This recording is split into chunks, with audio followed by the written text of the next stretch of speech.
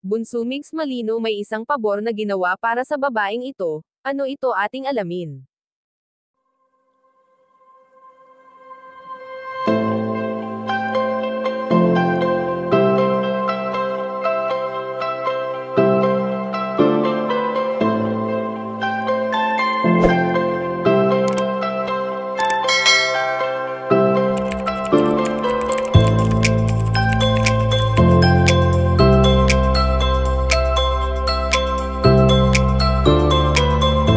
Hindi naman lingid sa kaalaman ng lahat kung gaano pinagbubutihan ni Bunso Migs Malino ang kanyang mga trabaho na kung saan ay mas nakikilala at minamahal siya ng mga tao.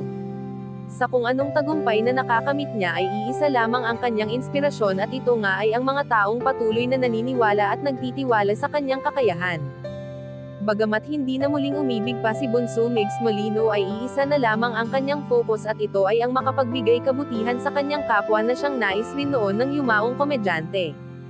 Kahit pa man ilang taon na ang lumipas nang maging mag-isa ang binata, ay tila ba kontento na siya kung anong mayroon siya dahil sa puso at isipan niya ay hindi nawawala ang kanyang pagmamahal sa kanyang prinsesa.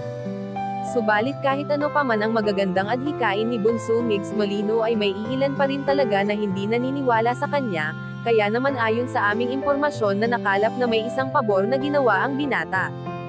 Sa pagiging ina ni Nanay Belen kay Bunso Migs Malino ay never nitong ninais na mapahamak ang kanyang anak, kaya hiling ni Nanay Belen na wag na lamang patulan ng binata ang mga taong walang magawa.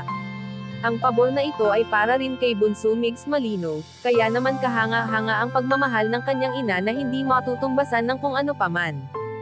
Kayo mga kachika, anong masasabi nyo dito? Please leave the comment and don't forget to subscribe.